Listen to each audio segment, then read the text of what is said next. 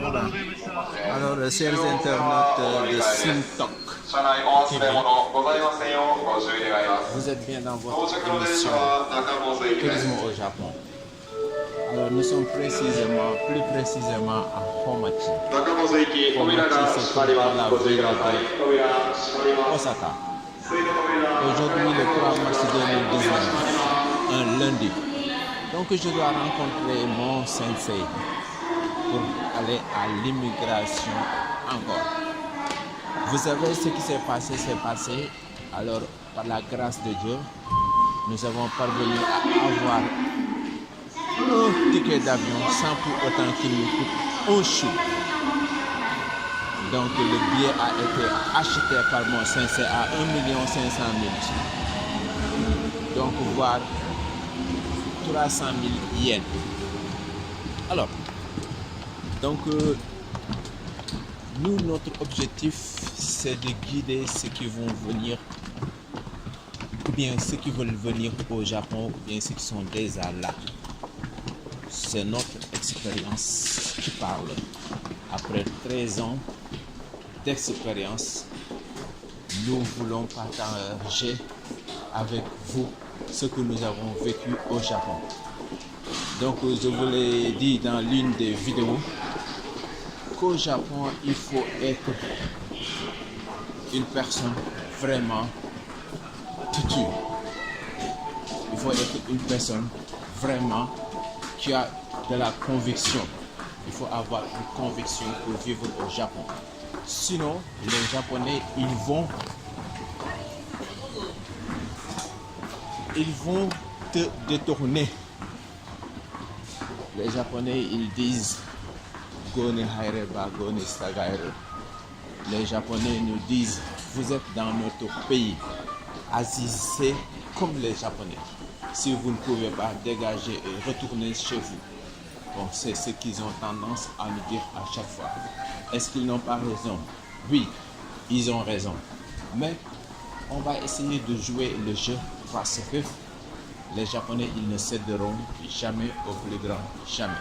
Je vous ai expliqué l'histoire de l'Hiroshima Nagasaki, l'histoire avec les Américains, l'histoire des Japonais avec les Chinois. Donc les Chinois, ils sont nés, les Japonais, ils sont nés têtus. Ils ne cèdent jamais au plus grand, jamais. Donc vous qui voulez vivre au Japon, vous qui voulez vivre dans ce pays, alors qu'avec les règlements que j'ai l'habitude de vous dire que moi, le Japon, c'est mon pays préféré. C'est le pays que j'aime le plus. Mais ce que nous avons à comprendre, c'est le système que je déteste. Pourquoi? Je l'ai expliqué dans beaucoup de vidéos.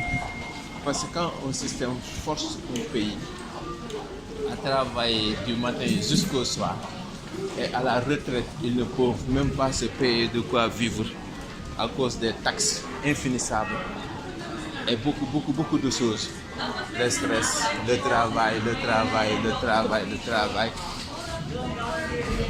Alors, même il y a une loi qui est en train de se préparer, cette loi qui va interdire aux femmes de faire des enfants.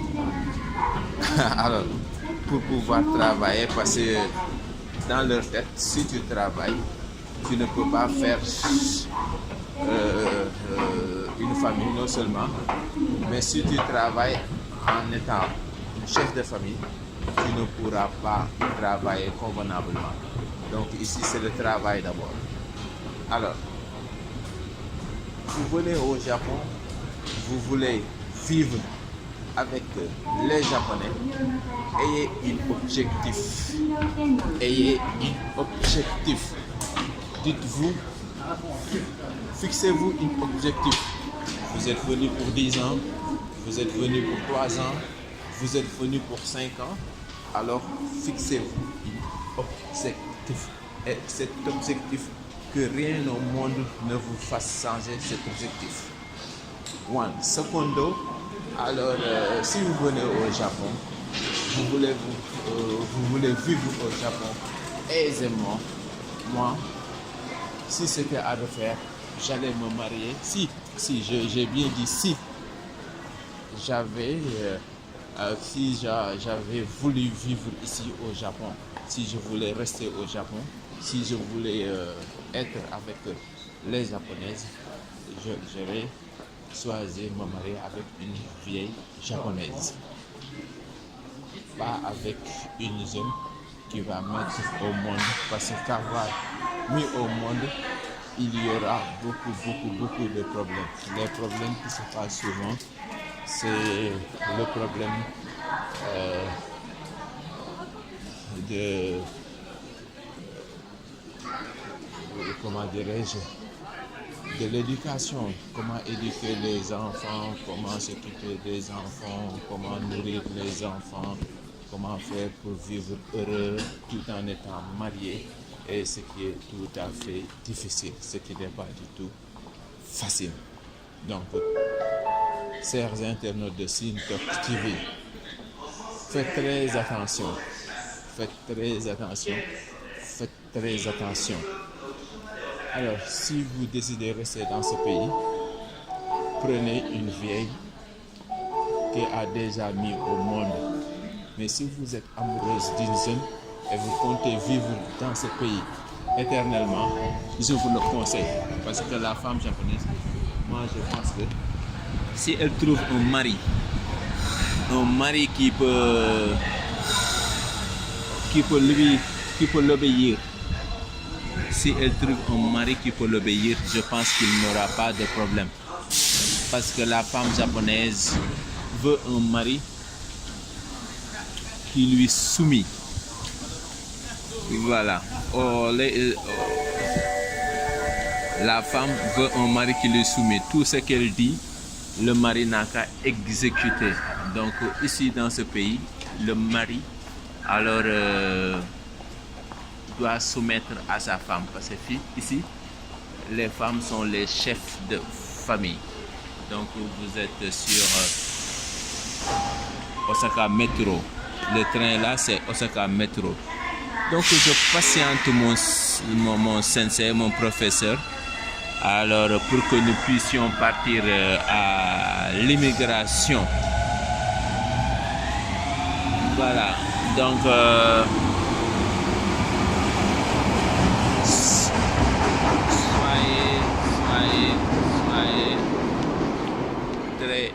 soyez très objectif. Oui, il faut avoir un objectif si vous voulez vivre au Japon. Et c'est pas difficile. C'est pas difficile de vivre avec les Japonais pour plusieurs raisons. Moi, je me dis toujours, si tu décides de vivre ici, il faut que tu obéisses aux lois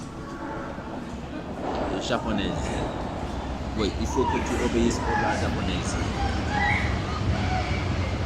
Voilà, donc si tu obéis aux lois japonaises, il n'y aura pas de problème. Il n'y aura aucun problème. Parce que dans ce pays, tout ce qu'on te dit, il faut répondre par un oui. Oui. Tout ce qu'on te dit, tu n'as qu'à répondre par un oui. Oui. Tout ce qu'on te demande, tu réponds par un oui et tu exécutes. C'est à toi de voir. C'est exécutable ou bien c'est pas exécutable. En tout cas, eux, ils s'en foutent. Je l'ai dit dans l'une de mes vidéos que le pays veut faire passer un éléphant dans un trou d'égout. Donc, vous voyez les habillements, comment elles se sont habillées, tous comment les tailles sont pareilles. Alors, ici, il y a une loi que personne ne peut pas. Alors, il y a une loi que personne ne peut pas désavouer. Il y a une loi que personne ne peut pas ne peut ni y soumettre.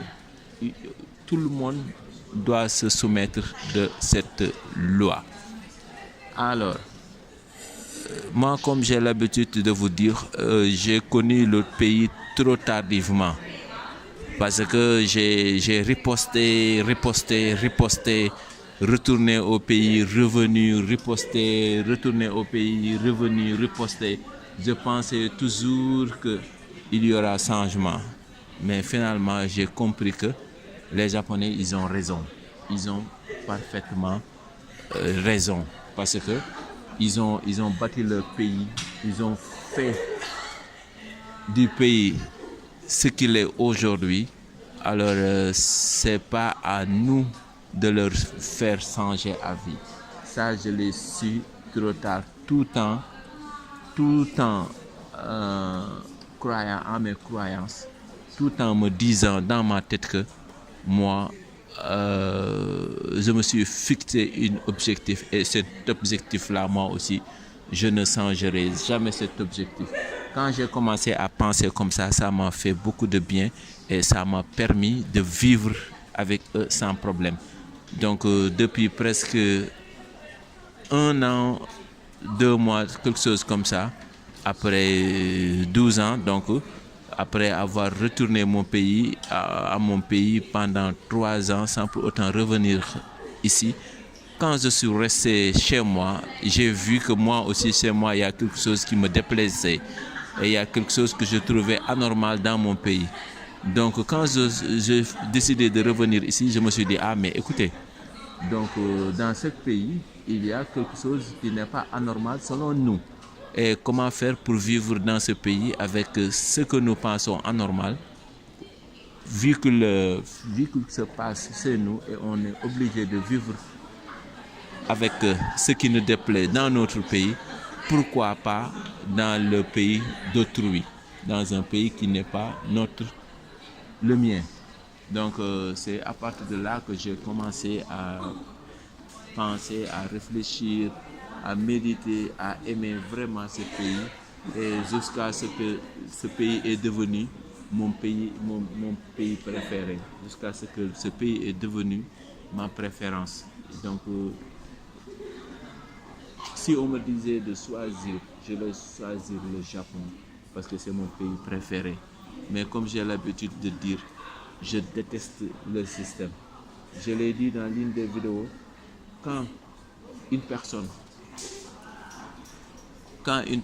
est clouée par un système, quand une personne est obligée de faire quelque chose malgré lui,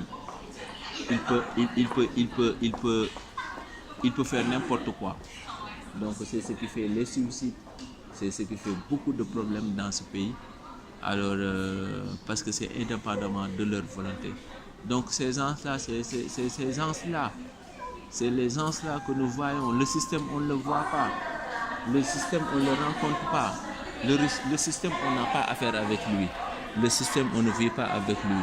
Mais nous qui vivons ensemble, les personnes qui sont à mes côtés, les personnes qui sont chez moi, les personnes qui sont dans mon service, dans mon travail, ces personnes-là sont victimes comme moi. Nous sommes pareils. Donc, j'ai décidé de ne pas me chamailler avec ces personnes. J'ai décidé de faire ami avec ces personnes, malgré leur caractère, malgré leur désarroi, malgré leur folie, malgré leur dépression. J'ai décidé de les aimer et de vivre avec eux parce que là, j'ai compris qu'ils ont à la même hauteur que moi.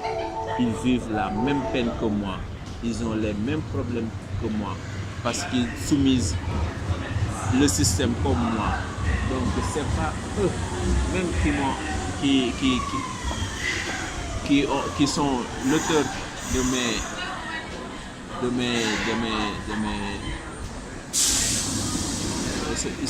de ce qui me déplaît. Voilà. Ils ne sont pas ceux qui sont l'auteur de ce qui me fait mal. Voilà, donc eux aussi, ils sont victimes comme moi. Donc si vous arrivez au Japon, vous allez voir quelqu'un qui va vous demander quelque chose que vous n'aurez jamais imaginé dans votre vie qu'une personne peut demander cela à une personne. Mais au Japon, c'est possible. Comme j'ai dit tout à l'heure, au Japon, les Japonais veulent faire passer un éléphant dans un aigu, dans un trou d'aigu. Qu'est-ce que cela signifie? Ils veulent faire l'impossible et ils veulent t'obliger à faire l'impossible. Dans ma société, il y a presque 50 machines. 50 machines qui fonctionnent. Et ces 50 machines-là,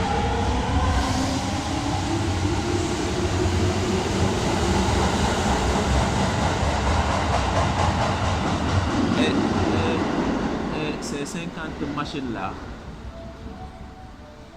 ce n'est qu'une seule personne qui s'en occupe en temps de panne. Donc, au moment qu'il s'occupe de la panne actuelle, il y a une autre machine qui est en train de rouler. Oui, il y a une autre machine qui est en train de rouler, qui est en panne. Alors, quand il finit de réparer cette machine, il va courir pour aller alors réparer l'autre machine. Donc, c'est la triste réalité. Une personne fait le travail de 2 personnes ou bien le travail de 10 personnes, si je peux le dire comme ça, parce que le pays manque d'effectifs, le pays est vieux. Donc il n'y a que des vieilles personnes qui vivent dans ce pays. Alors les jeunes, vraiment, ils sont obligés de faire le travail de 10 personnes. Donc c'est ce qui se passe. Ces personnes-là, si vous êtes ensemble, ils versent leur colère sur toi. Ils versent leur colère sur toi. C'est pas eux qui versent leur colère sur toi, mais la colère d'en haut a été versée sur eux. Eux aussi, ils sont obligés de venir verser cette colère sur vous en tant que collègue. Donc, il se passe des choses terribles souvent, des suicides terribles à cause d'excès de travail. Donc, vous êtes là, vous êtes en famille, vous êtes avec votre femme. Si vous pouvez la comprendre, vous êtes avec vos amis. Si vous pouvez les comprendre, vous êtes avec vos coéquipiers. Si vous pouvez les comprendre, alors si vous êtes avec votre frère, votre soeur dans ce pays, essayez de vous entraider, essayez de vous comprendre l'une contre l'autre, parce que ce pays est trop full of stress. C'est un pays qui a trop de stress. Donc faites très attention et fixez-vous un objectif, et cet objectif là, rien au monde ne vous fasse changer d'idée. Donc c'est ce que j'ai décidé et c'est ce que j'ai commencé depuis presque 14 mois, et vraiment ça m'a fait du bien. Je n'ai jamais été bien comme je le suis actuellement. Je n'ai jamais été bien comme je le suis actuellement. Ceci aussi est dû à un recul. J'ai reculé pour mieux sauter. J'étais parti au pays, j'étais parti chez moi. J'ai pris le temps de me reposer pendant 3 ans, de revoir ce que je détestais tout le temps de ce pays. Alors que quand j'étais chez moi, il y avait les mêmes problèmes chez moi. Donc c'est là que j'ai décidé d'accepter ce qui se passe d'anormal, d'après moi, dans ce pays, avec recul, et tout en réfléchissant comme quelqu'un qui accepte ce qu'on dit une réalité comme une réalité, tout en sachant dans ma tête que ce n'est pas une réalité. Donc je contextualise ce qui se passe à chaque fois, je le contextualise. Quand tu me gifles, je regarde l'acte qui t'a fait faire cet acte. Alors ils accusent le système et je continue mon amitié avec toi. Donc c'est histoire de dire que alors j'ai préféré être à la hauteur que d'être à la descente aux enfers. Donc j'ai pas voulu me faire du mal, j'ai pas voulu me blesser pour toujours. Donc j'ai pas voulu me faire encore mal. Alors j'ai préféré d'accepter ce qu'ils disent réalité, même si elle n'est pas réalité. Donc si vous voyez cette personne avec leur manteau là, ils viennent des tests, des examens. Voilà, ils étaient partis pour des examens. Parce qu'au Japon, vous savez, il y a de très grandes écoles alors qui récupèrent les personnes après avoir réussi leurs tests, leur formation, alors ils leur forment à nouveau pour qu'ils puissent entrer dans la société, quoi. Donc c'est ce qu'ils disent en japonais, les sakaijin, quoi. On les appelle les sakaijin, on peut les appeler aussi les salariés, les salariés, quoi. Donc avant qu'ils soient salariés, ils vont leur dire la réalité. Donc les codes du pays, si on peut l'appeler comme ça, on va leur donner des codes qu'ils ne vont jamais déjouer. Non, ils vont respecter ces codes, qu'ils le veuillent ou non. Ils vont respecter ces lois, qu'ils le veuillent ou non. Donc ce sont des formations qui viennent d'achever. Donc voilà, nous sommes toujours au Japon dans votre émission Tourisme au Japon sur votre chaîne YouTube Shin-Tok TV ou bien Shin-Tokyo TV. Alors nous vous demandons de vous abonner. Abonnez-vous et posez vos questions. On va vous répondre. On va partager avec vous notre expérience sur tout ce que vous voulez savoir du Japon. Nous, on va vous accompagner. Donc, nous sommes plus précisément à Osaka. Ici, nous sommes à Homachi. Donc, chers internautes, nous vous prions de vous abonner et nous vous disons à très bientôt dans votre émission Tourisme au Japon.